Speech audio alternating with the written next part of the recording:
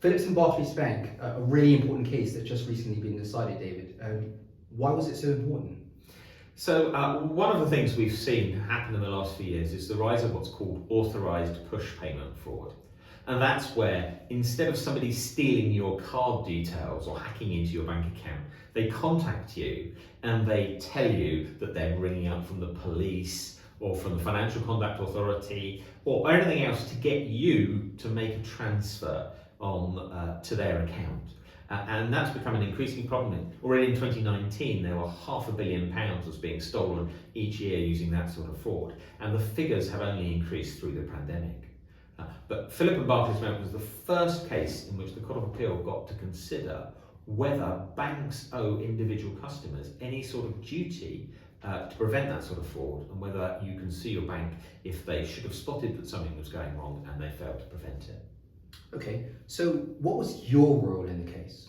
So I was appearing on behalf of the Consumer Association, which, in that case, which were trying to intervene to make submissions on the grounds of the public interest, to point out aspects of the importance of the case that perhaps wouldn't have been picked up by Mrs. Phillips' own advocates.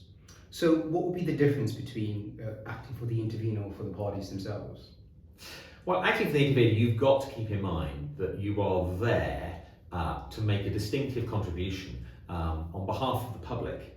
So you mustn't simply go in and repeat what the other parties are saying. The courts want to hear from you when you've got something to add, a distinct perspective, but they want you to be quick and snappy. So you get sort of 10 pages for written argument typically, you get 30 minutes. So it's a very different sort of advocacy. You have to be very focused on getting across your main message.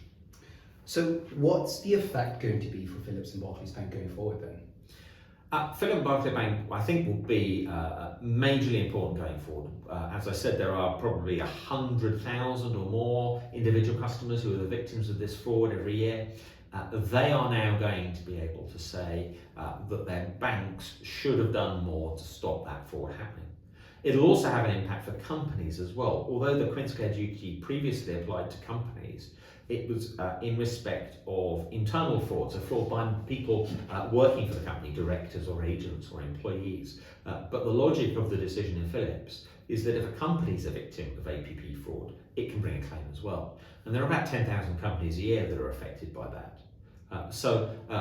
We can see lots more opportunity for claims to be brought. But that's quite a different thing from saying whether those claims are going to be successful.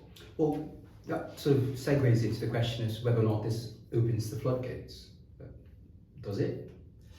Well, the Court of Appeal were very clear that in accordance with the established case law, the quid care duty is calibrated by ordinary banking practice.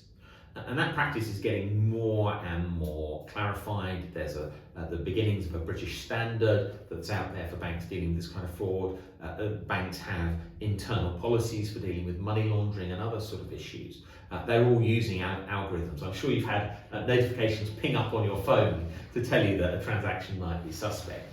But where banks have got those procedures in place, so long as they're operating them well, they're going to be able to say that they've done everything that the quid care duty required. So although I think we're going to see lots of these sort of claims being brought, I think we'll quite clearly get a body of case law building up saying where banks are going to be liable and where they aren't.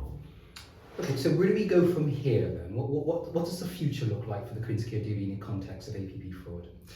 Well, I think from the point of view of the Consumer Association that I was representing, they're hopeful, I think, that the quid care duty will sort of fade into the background as other more decisive legislative and regulatory solutions are found to this sort of problem.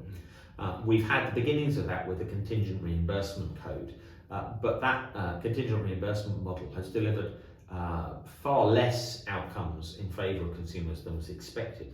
So I think we can see that being beefed up. We're hopeful there'll be more action for the payment systems regulator, changing the rules to address this ever-growing problem of fraud, and hopefully perhaps providing some clearer bright line solutions so that consumers and banks know where they stand. Okay, so really it's about watch this space then. Absolutely. Thank you, David.